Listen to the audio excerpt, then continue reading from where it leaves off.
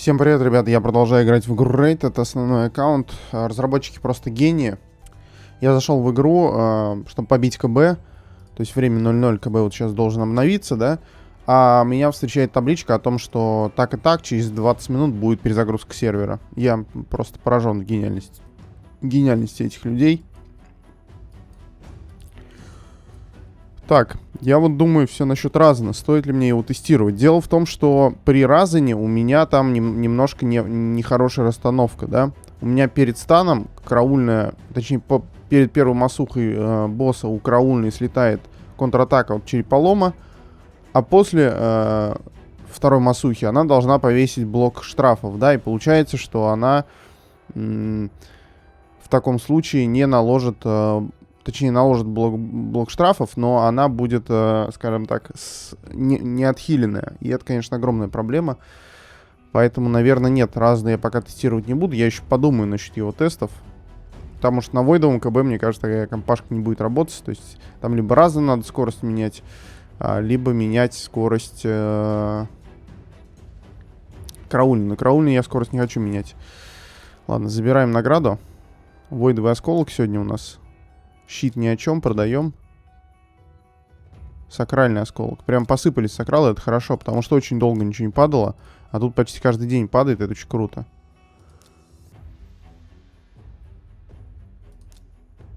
Так, здесь вроде ничего интересного. Как скорость, здоровье, защита. Наверное, нет, не буду я оставлять это. Крит шанс атака, тоже не буду оставлять. Погнали бить. Надо успеть ударить до покраски. Ой, до перезагрузки сервера. Значит, да, у меня расстановка нормальная. Погнали. То есть вот сейчас вот бьет череполом. Бьет Фейн. КБ бьет масухой, да, и вот в этот момент у меня не будет контратаки, на ней будет щит союзников, бонус защиты, но не будет контратаки, и, соответственно, она не будет бежать в контратаку, отхиливаться, да, а ей в этот ход караульной нужно юзать блок штрафов, именно в этот ход ей нужно юзать, соответственно, она заюзает его, у нее будет неполное ХП, ну, то есть, имеется в виду, ее пробили на пол ХП, а она с пол ХП стоит. И стан, когда в нее прилетает, она не отхилена, она просто падает от этого стана. То есть, если она сейчас может выдержать там стан где-то на 40-м ходу, да, то с половиной ХП она будет падать уже где-то там на 30-м ходу, на 25-м, да. Что, соответственно, для меня вообще неприемлемо. То есть, соответственно, надо как-то перетасовать скорости так. Но дело в том, что мне перетасовывать скорость основной команде вообще не хочется, да. Единственный вариант — это попробовать перетасовать, как-то подогнать скорость именно самого Разана, переодеть его под определенную скорость, чтобы с караульной либо не слетала контратака, либо чтобы с караульной, чтобы она в этот ход там ходила 2 раза, например, да, что-то такое. Вот. Если кто вдруг не в курсе, то скорость каждого члена команды зависит от скорости других. Соответственно, теоретически можно сделать сразу на какую-то такую скорость, за счет которой он будет подгонять где-то караулку, да, и она будет ходить немножко по-другому, не так, как задумано изначально. То есть, теоретически, там, если ему снизить скорость, там, не знаю, до 175, например, да, то, может быть, караулка будет ходить так, как мне нужно, да, то есть, это надо смотреть по калькулятору. То есть, повышение скорости, скорее всего, ничего не даст для Разана, да, вот понижение может дать. Но тут нужно понимать, что понижение скорости Разана — это минус урон, потому что это первые 3 хода без разлома и слабости, а это минус приличное количество урона по КБ. Это не очень хорошо. Да, мне периодически рассказывают сказки о том, что вот можно снять сет вампиризма и взять героя с штрафом паразит. Я не знаю, возможно это... Ну, то есть, типа, это, возможно, популярная какая-то стратегия там на 5-х КБ, да, ну, пачками. Но, скажем так, вот с моего игрового опыта на 6-м КБ это не будет работать, по крайней мере, с той эффективностью, которой хотелось бы, да. Почему? Потому что на больших ходах 6-го КБ, где-то начиная с 25-го хода, вам нужно, чтобы ваши герои отхиливались на 30, на 40 тысяч ХП, да, то есть у вас ХП у героев 30-40 тысяч, КБ просаживает их по ХП практически на полную, и, соответственно, они должны с одного удара, без контратаки, на всякий случай, да, потому что всякое бывает. У меня, например, Фейн после второй масухи выбегает, точнее, перед первой масухой выбегает с контратаки.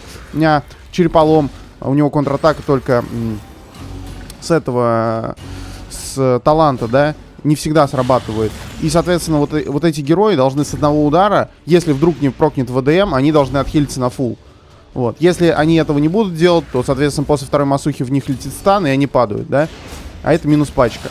Поэтому все вот эти рассказы про штраф и паразит, ну, лично я им не верю, потому что, скажем так, я понимаю разницу между 35% у сета вампиризма, да, от хила, и 18% с этого вампиризма.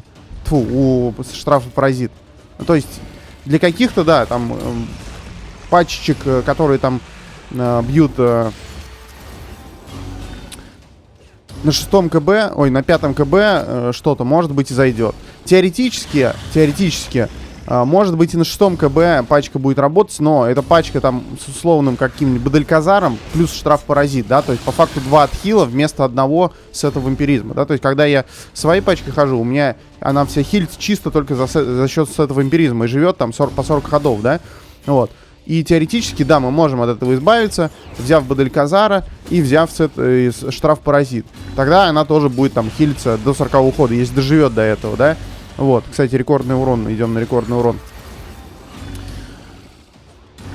Но зачем такие сложности? У меня, например, вот сейчас я на твинке ударил, пачка через Бадальказара вообще без сета вампиризма, то есть все 5 героев без сета вампиризма, пачка через Бадальказара на 30 миллионов урона я ударил. 30 миллионов 64. Да, там не постоянный урон, там бывает уроны 25. Но тем не менее, то есть есть такая концепция пачки через Бадальказара при условии, что вся пачка без этого вампиризма, никаких штраф-паразитов не нужно и так далее. Так, зачем тогда штраф-паразит, если пачка живет и, то есть, под Бадальказаром он ее на фулл выхиливает. Там с Бадальказаром единственная проблема в чем? В том, что ему надо как-то меньше давать ХП, на мой взгляд, и больше ему нужно давать защиты, да, чтобы он меньше просаживался по ХП, потому что он хилит с руки, то есть он одет у меня там в атаку, и получается он хилит с руки. Чем сильнее ударил, тем больше отхилил, да. И если ему давать много ХП, он просто себя не будет с руки выхиливать.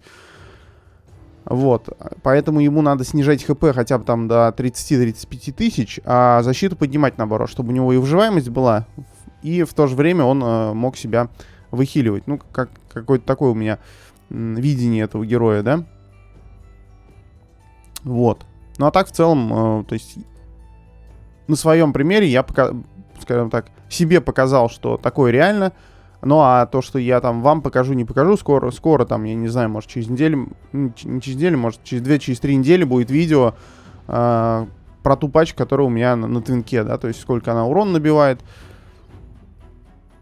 как она организована, то есть все там это покажу, расскажу. Вот. И просто я, ну, не вижу смысла паразита туда, да, и вообще вот эти сказки про то, что можно через паразита забирать. Ну, наверное, теоретически можно, но я просто серьезно, я не представляю, насколько это геморройно. То есть, чтобы вы понимали, геморройно собрать пачку через сет вампиризма, то есть всех героев одеть в сет вампиризма, и чтобы у тебя вся эта пачка жила и хилилась, да. Еще геморройней собрать пачку через Бадальказара, потому что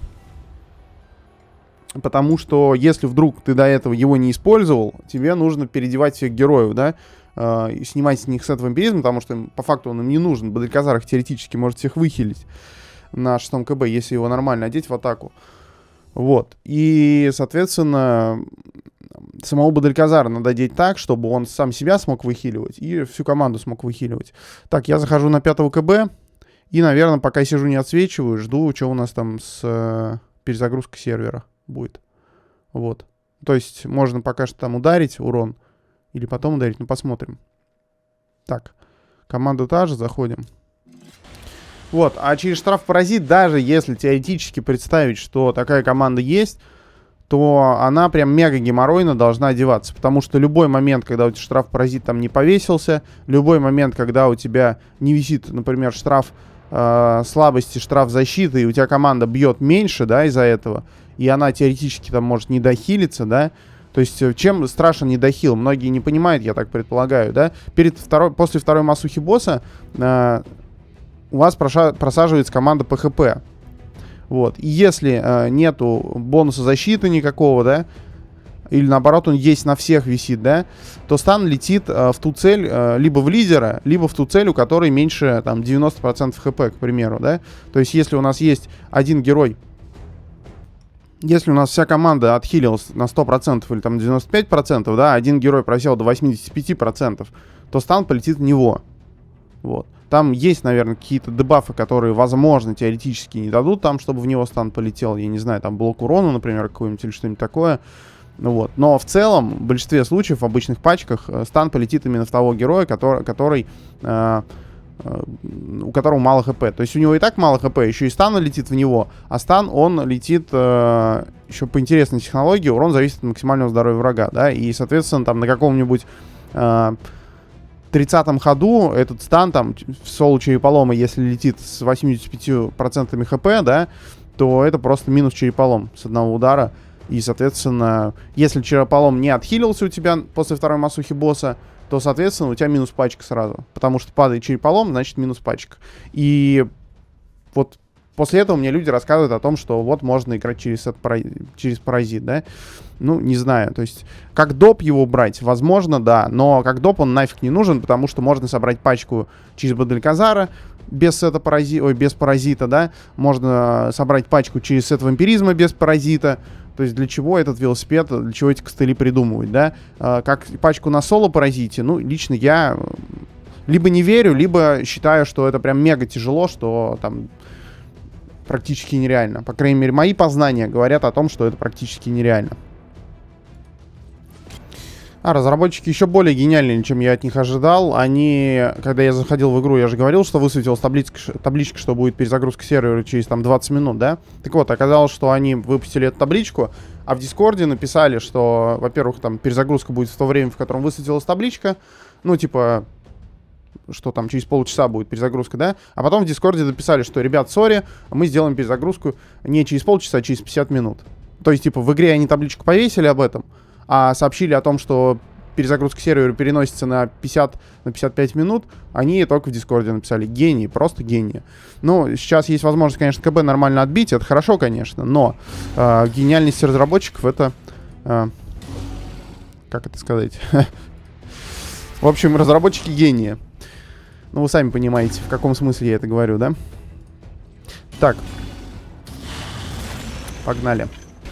Да, если вдруг кто задается вопросом, вот ты там качал Бадрильказара, ты качал Банши, почему не используешь их на КБ?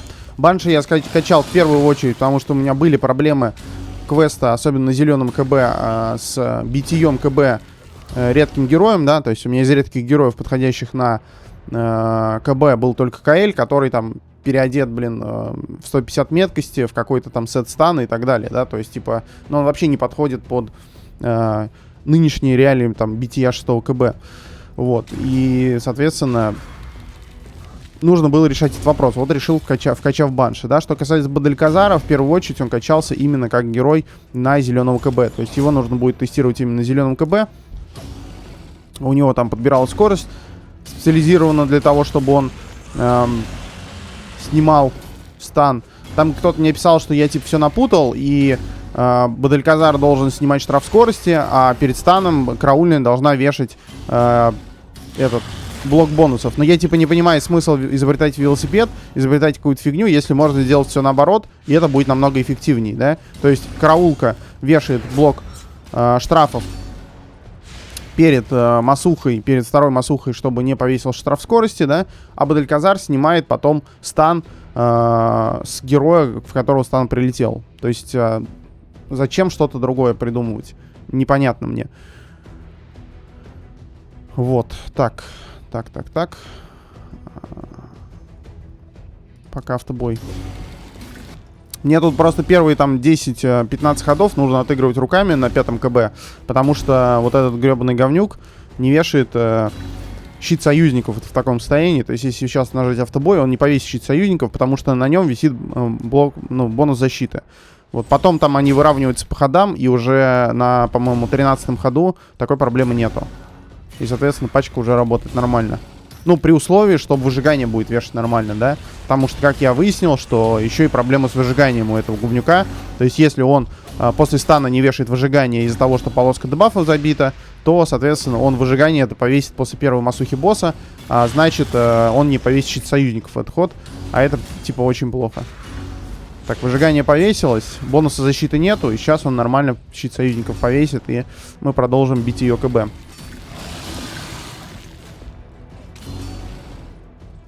Я не знаю, типа... Мне нравится вот такие тонкости рассказывать. Я, конечно, понимаю, что многие люди, они, в принципе, не воспринимают все это, потому что... Че он какую-то там фигню рассказывает, у меня все нормально, у меня там анкил и так далее, да? Но дело в том, что подобные вещи, которые я рассказываю, на мой взгляд, вы нигде не увидите, да? То есть, если вы будете смотреть YouTube, смотреть какие-то гайды, так называемые, да, то ни в каких гайдах вам ничего не расскажут, потому что гайды, это, как правило, там очень поверхностная информация, самая-самая базовая информация, и никаких тонкостей вам там никогда не расскажут. И это, конечно, ну, с одной стороны плюс, с другой стороны минус. Вот. Я лично пытаюсь в своих, так сказать, видео информацию максимально разжевывать, максимально подать, а вот как бы структуру гайдов, точнее, те гайды, которые есть, они как бы это не предполагают. Кстати, вот по-любому же меня смотрят более опытные какие-то игроки, да.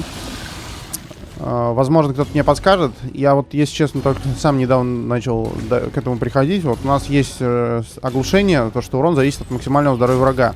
Соответственно, теоретически, наверное, есть какие-то параметры стана приемника, которые позволят ему доживать до 50-го хода, да.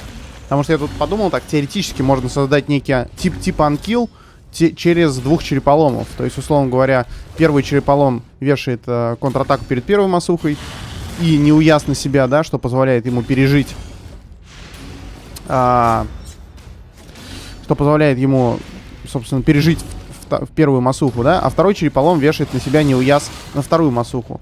И это позволяет ему пережить вторую масуху, да, потому что на нем неуяз и контратака.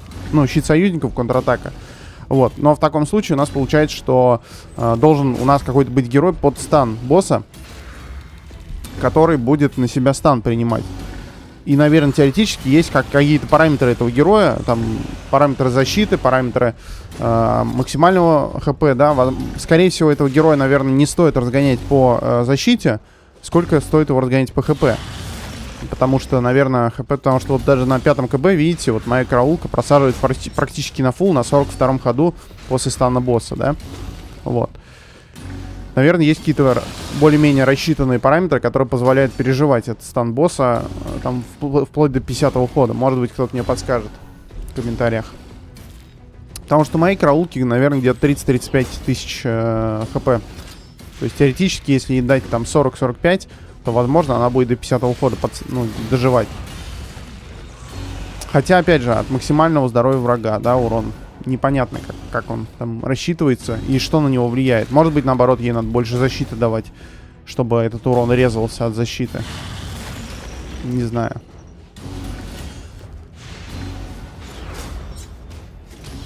«45 ходов пачка живет уже. Так, что-то у меня там очередность ходов сбилась, походу.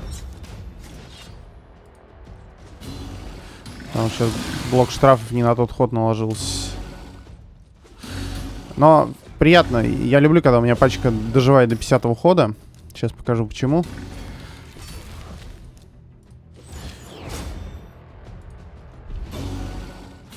Так, это у нас первая масуха, поэтому пока что ходим так.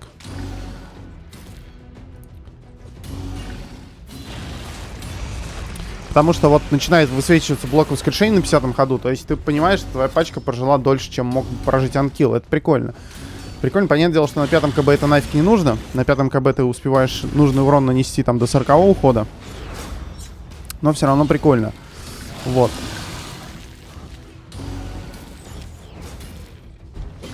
Что еще хотел сказать по этому поводу? К сожалению, на 6-м КБ я пока что в такой ситуации не пришел. То есть на 6-м КБ в лучшем случае моя пачка там живет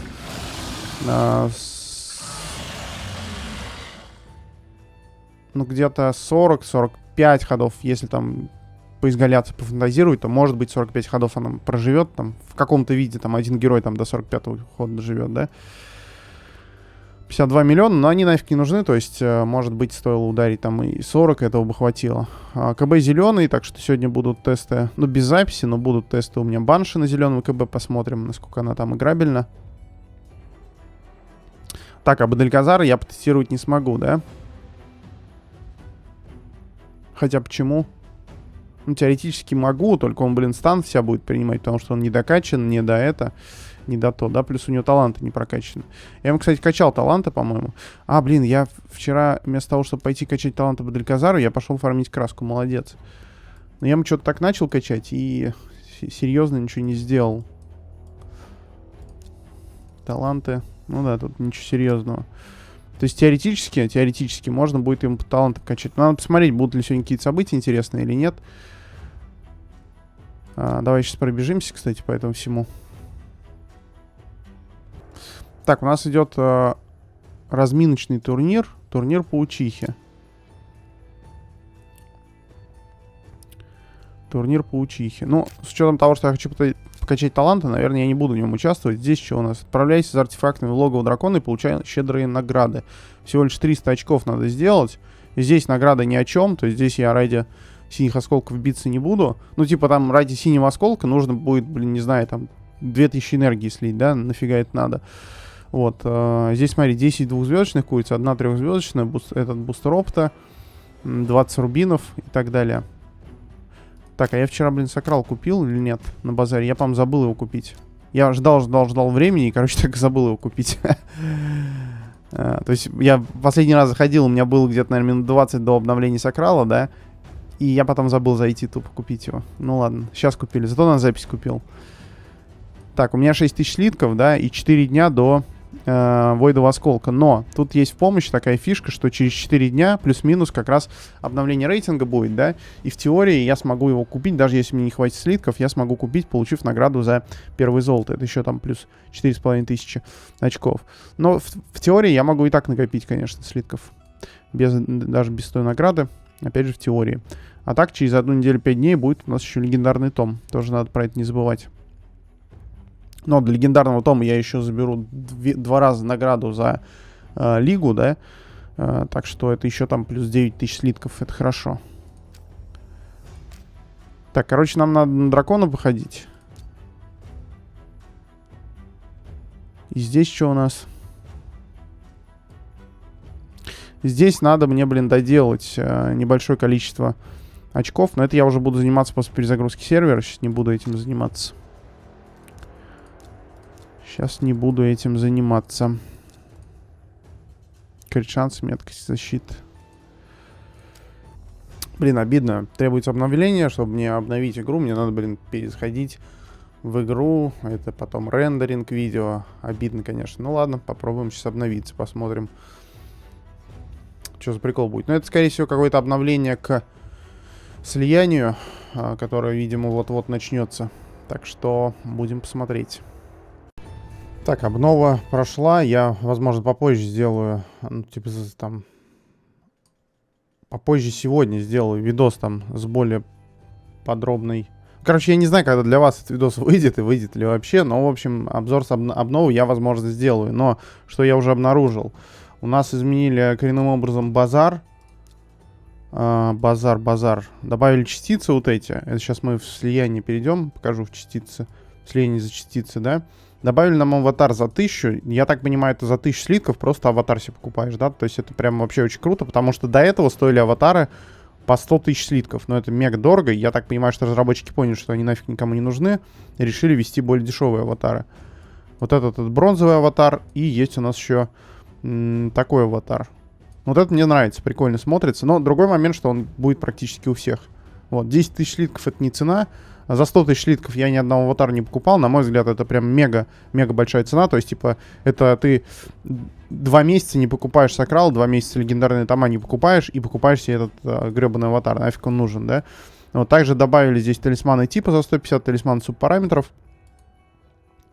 Сюда добавили талисманы ранга, талисман редкости. Это у нас в золоте, а эти в бронзе у нас. Ну, талисманы субпараметра, в принципе, в бронзе это хорошо. Другой момент, что... Блин, я вот только записал гайд, короче, на это все, да, дело. На кузницу. И получается, что я в гайде не рассказал про то, что можно будет эти штуки покупать в кузнице. Ну, ой, на базаре, потому что на тот момент не было этой инфы. Так, а здесь что? Талисман. Сундук талисманов.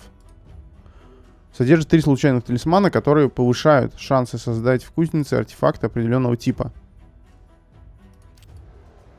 Ну, это что, талисман типа, что ли, получается? Или просто... Не такая формулировка. Не знаю, но здесь за 300 3 талисмана, здесь по одному талисману за 150. Ну, я не знаю, я это покупать не буду. Вот аватарку я куплю. Так, вот эту постараюсь купить тоже, но я не знаю, как получится. То есть пока нет у меня свободных средств на нее. Посмотрим. То есть можно теоретически там какой-нибудь темный осколок один не докупить, да, и купить лучше аватарку. Ну, посмотрим. Но она мне нравится, она прикольная. Вот. Можно сюда зайти и здесь смену аватара сделать. Сохранить. Давайте покрасуемся, посмотрим, что у нас в клане у людей. Еще никто не поменял себе аватарку. Так, а у меня тоже не училась еще аватарка, да? Да, еще не поменялась, как будто бы. Эх, ну ладно. Не сразу. Также я смотрю, вот, поменяли циферку. Здесь синеньким вот это горело, теперь красным горит. И здесь вот эти поменяли, желтым горят. Навскидку.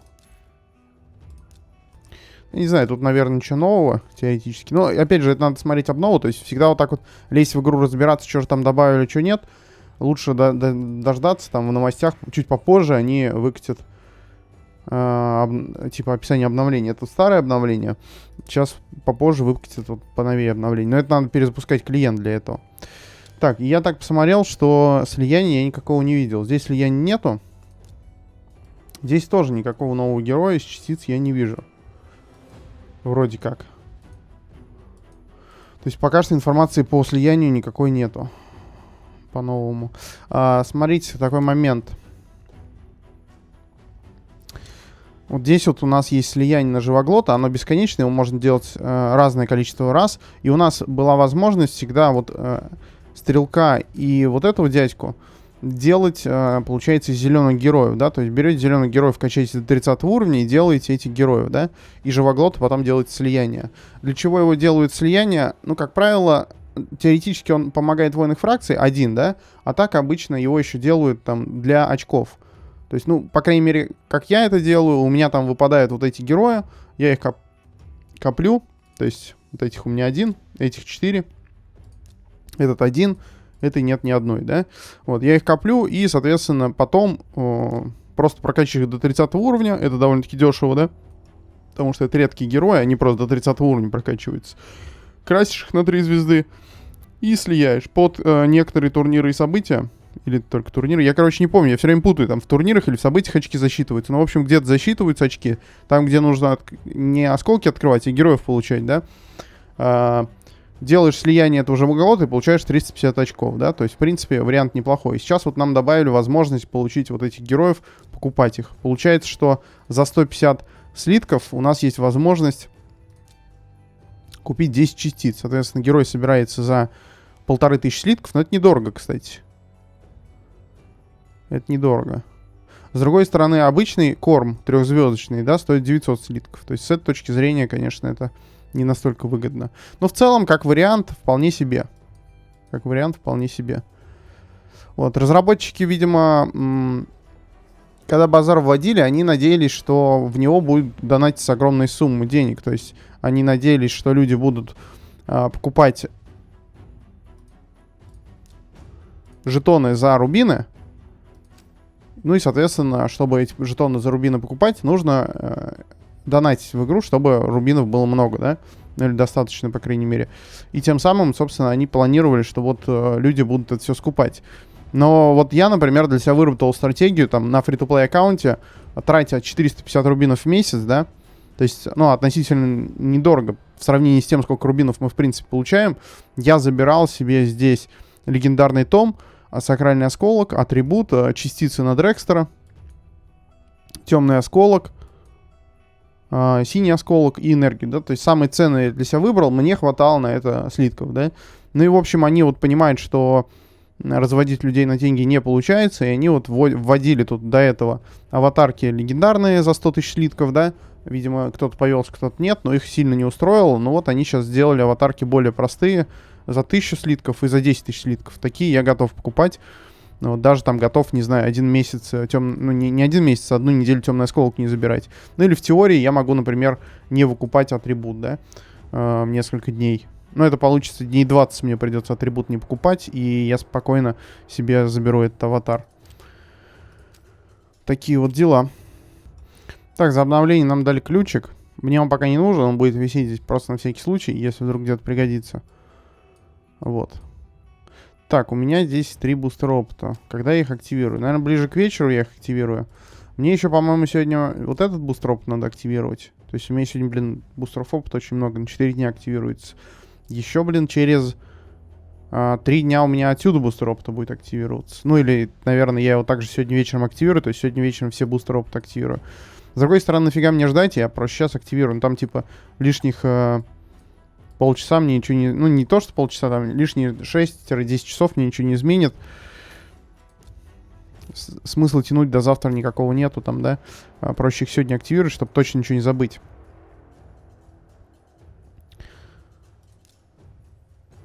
Так, по-любому вот этот мне надо активировать. Здесь нужно призвать 10 героев. Развить героя один раз, улучшить героя до 4 ранга. Так, с улучшением героя до 30 ранга проблемы. Нету таких героев. Но мы можем пойти в повышение уровня. Взять, например, что у нас синего пива 77, да? Обратить внимание наше на это. И взять, например, вот этого героя.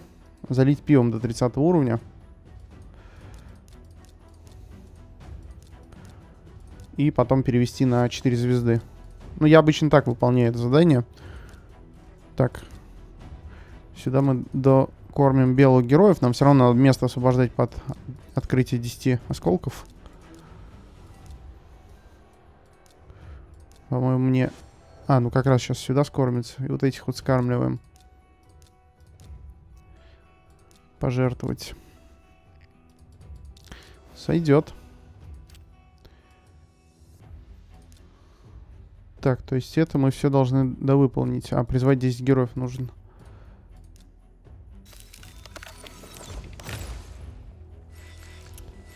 Ну, не знаю, все равно, вот, мне кажется, такие вещи нужно показывать, потому что это некая рутина, и многие, возможно, не заморачиваются, какие-то делают необдуманные действия. Вот я показываю то, как делаю это я. Я не утверждаю, что это единственно правильно, но как вариант вполне себе можно так делать. Вот. Так, продвинутые задания это мы будем чуть попозже выполнять. Здесь ежедневные задания тоже это все выполним в течение дня. Тут ничего сложного с этим нету.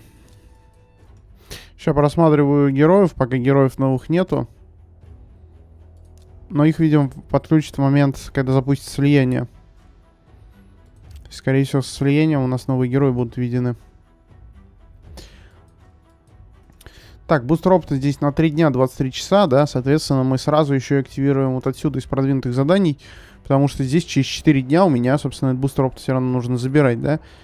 Вот. Ну и, скорее всего, надо забирать вот эти все бустеры опыта, потому что здесь что у нас осталось? 3 дня, 4 дня. То есть это тоже все нужно забирать. И у меня бустер опыта прям на мега-мега-мега дней, там на сколько? На 10 дней, наверное, сейчас, да? На одну неделю 3 дня, да, на 10 дней. Причем, возможно, даже на 11. Жесть. Там, наверное, теоретически можно точнее посчитать, насколько... Ой, сорян, на сколько дней я его активировал, но, по-моему, где-то дней на 11 я его активировал. Так, что у меня тут по новым шмоткам? Здесь на меткость из племен Огринов. Без скорости, без нормальных допов, 5 звезд я продам. Дальше из вещей еще фильтр новые. Там, видимо, вчера на дракона ходил для завершения задания. Надо это все дело продать. Так. Я вот думаю, может быть, либо кого-то переодеть из героев, которые меня не устраивают, да, либо Эрла как-то пододеть, чтобы... Либо поточить шмот вообще на складе. Мне надо в событии доделать сколько-то очков, около 1000 очков, да, то есть можно тупо поточить шмот на складе до 8 или атрибуты. То есть мне вот надо 4000 очков сделать. Наверное, я займусь проточкой шмота тогда. То есть мы берем и все, что не проточено, протачиваем до 8, и в зависимости от этого продаем или не продаем, да. О, нам добавили какую-то примерочную, ничего себе.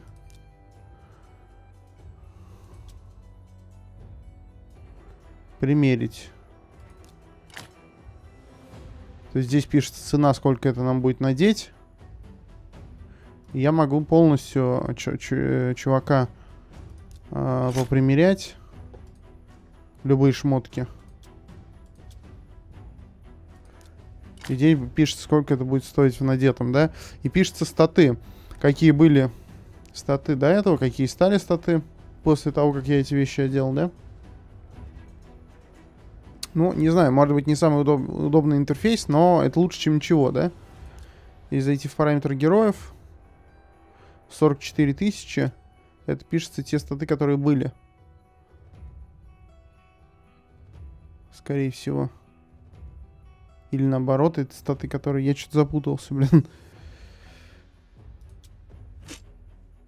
Ага, снимаются они просто нажатием.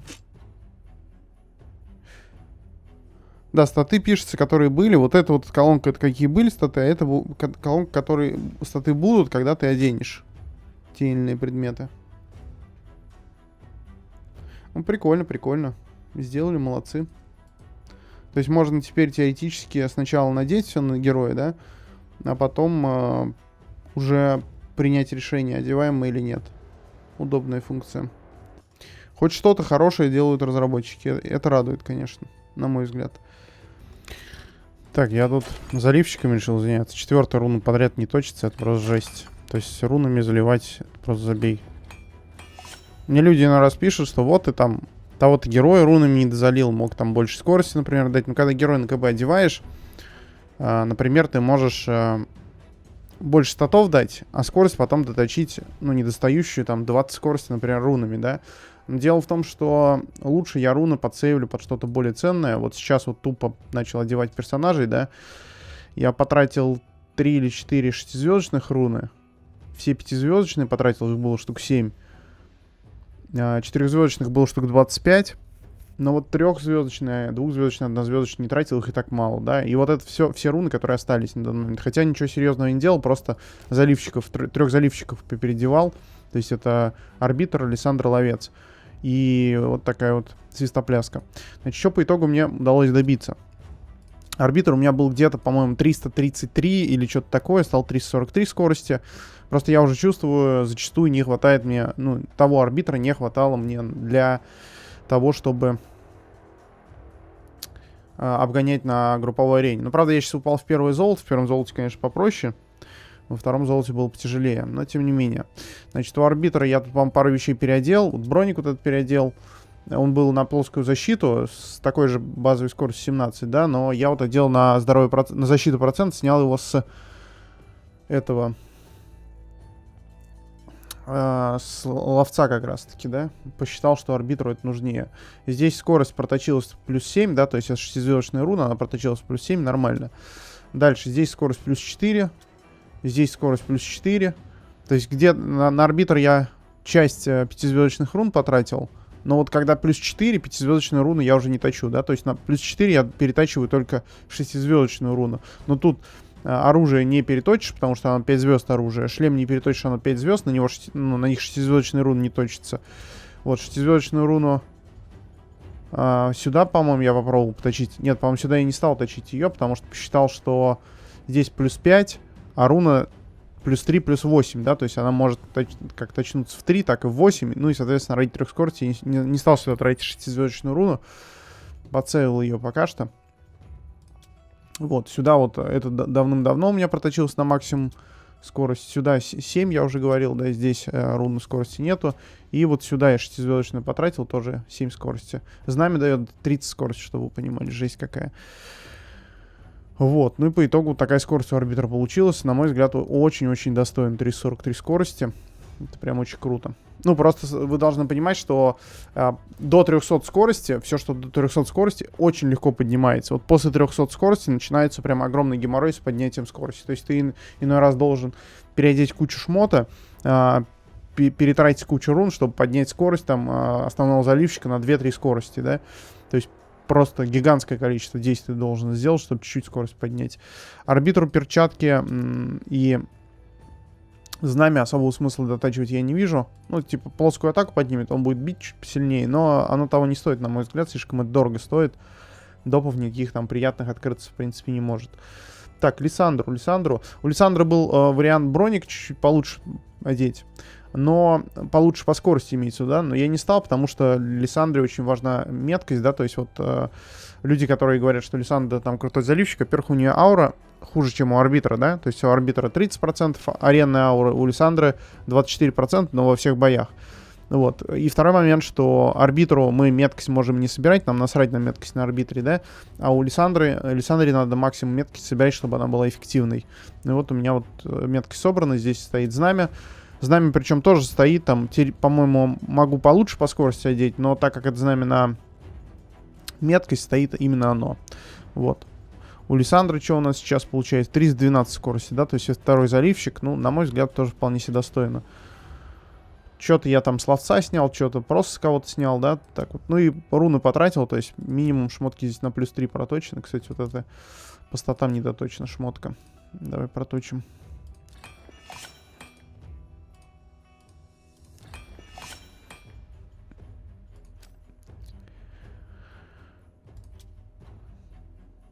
Так, ну здесь тоже плюс 4, здесь ботинки.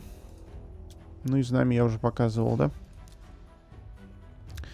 Ну и ловец. Что у него получилось? 304 скорость. До этого он, по-моему, 290 с чем-то был. Сейчас 304, то есть вполне себе. Я на групповой играю через 3 скоростных команды, поэтому мне приходится вот таким вот извращаться, да? Я так вот шмотки пролистаю, то есть тут уже самое худшее из трех. То есть здесь идет по принципу, что самое лучшее на арбитра, самое лучшее после арбитра одевается на Лиссандру, и все, что осталось, самое быстрое одевается на ловца. Я даже ради ловца снял оружие, там, с Финакса какое-то оружие у него было одето. Там, в принципе, был вариант, что можно было что-то другое одеть на там другое оружие было с такой же скоростью. Но я посчитал, что ловец чаще использует, чем Финакс, поэтому ловцу выгоднее одеть самое топовое оружие. Вот, а на Финакса тут есть какое-то еще другое у меня. Вот это вот было одето на ловце, поэтому одеваем его. Либо можем что-то там ради статов, да, то есть скорости не так много добрать, но чтобы статов больше добрать, да.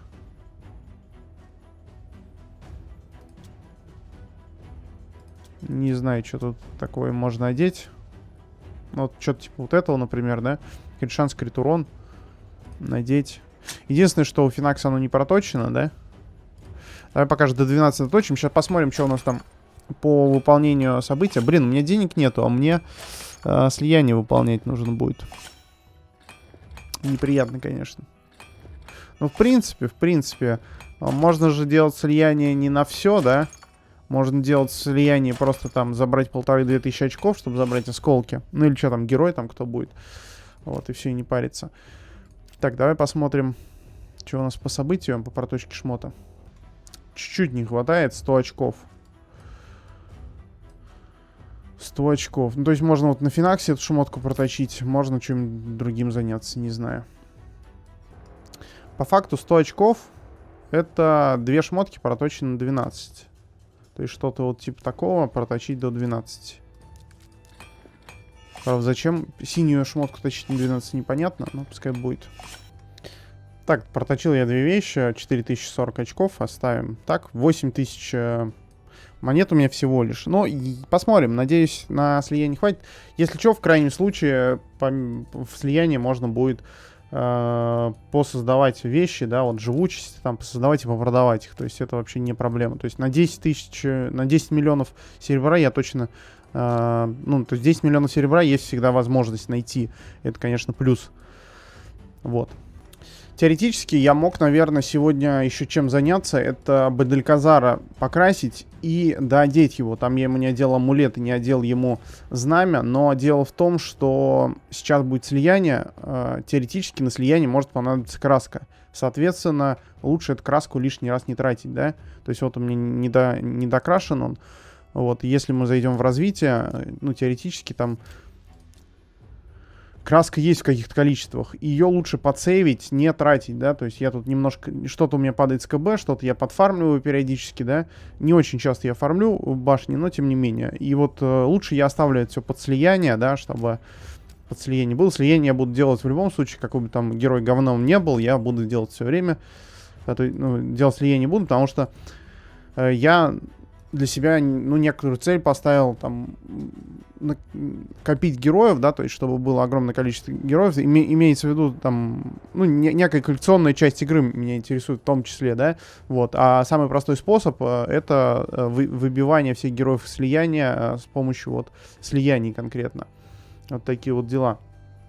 Ну, и в целом, почему нет, да, то есть, в качестве контента вполне себе зайдет. Вот.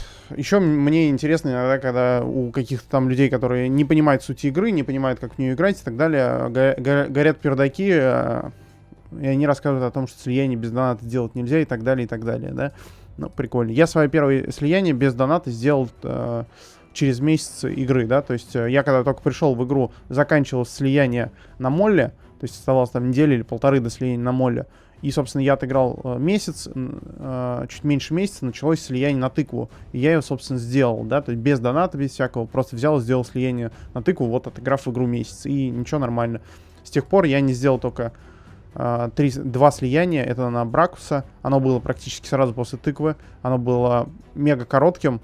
Ну и, на мой взгляд, я посчитал, что я его не сделаю. И я не сделал слияние на Тормина. Потому что оно, ну, у меня бы не хватило на него осколков. То есть я начал его делать, потом понял, что, скорее всего, мне не хватит на него осколков. Там надо было делать 3 открытия, чтобы вы понимали, за это слияние. 3 открытия разных. В разные дни 3 открытия надо было сделать. Вот. И я понял, что я, скорее всего, не смогу это сделать, и забил. Вот. Хотя, может быть, и сделал бы. Просто не смог свои стальные яйца, так сказать, мобилизовать. Ладно, на этом я, наверное, серию буду заканчивать. Хотя, подожди. Не, большой зал мне качать не надо. Да, на этом я свою серию буду заканчивать. Всем спасибо за просмотр. Увидимся с вами в следующих сериях. Всем пока. С аватаркой меня можете поздравить.